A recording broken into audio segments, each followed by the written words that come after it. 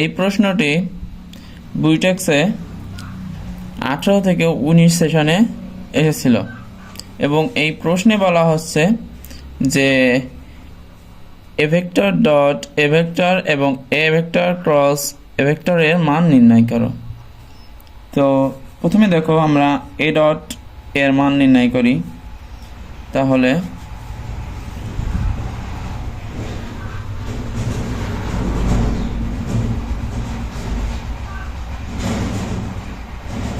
এখন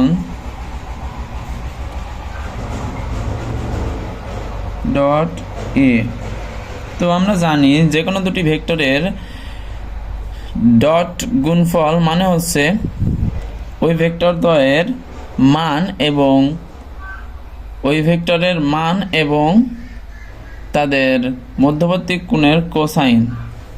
তো দেখো বিষয়টি হচ্ছে এরকম যে এ ভেক্টর ইন্টু এ ভেক্টর এবং এদের মধ্যবর্তী কোণের কোসাইন। তো এখানে এ আর এ গুণ করলে হয় এ স্কয়ার, যদি আমি এই দুটো গুণ করি তাহলে হয় আমাদের এ স্কয়ার। এবার চিন্তা করো এই যে থিটা, এই থিটাটা কি হবে? যেহেতু দুইটাই একই ভেক্টর সুতরাং এই থিটার মান হবে না 0 ডিগ্রি। থিটার মান হবে 0 ডিগ্রি। 0 ডিগ্রি হলে cos 0 ডিগ্রির মান হচ্ছে 1। cos 0 ডিগ্রির মান হচ্ছে 1।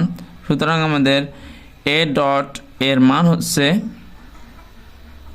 Modulus of A square.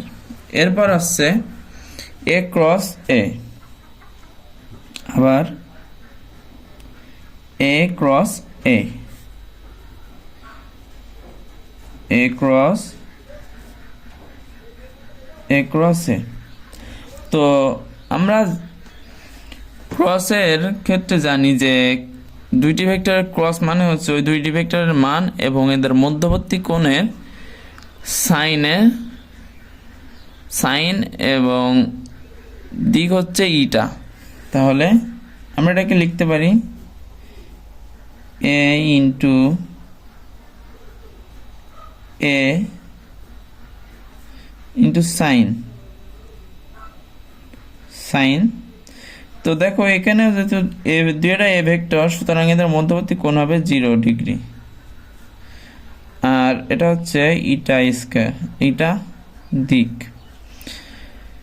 তাহলে দেখো কি হয়, যেহেতু সাইন 0 ডিগ্রির মান 0 সুতরাং আমরা এইগুলো গুণ করলে এই সাইন 0 ডিগ্রির সাথে গুণ করলে হবে আমাদের মান হবে 0। তো আমরা সকলেই জানি যে দুটি ভেক্টরের ক্রস গুণ করলে ভেক্টরের যে গুণফল হয় সেটি হচ্ছে একটি ভেক্টর রাশি। তো যেহেতু উত্তর আমাদের 0 এসেছে সুতরাং এটি একটি ভেক্টর রাশি অবশ্যই। তাই একটি শূন্য ভেক্টর বা নাল ভেক্টরের ক্ষেত্রে আমরা নিচে একটি দাগ দিই, এটাকে শূন্য ভেক্টর। তোমরা জানো যে এটাকে শূন্য ভেক্টর বলা হয়। আশা করি সকলে বুঝতে পেরেছো।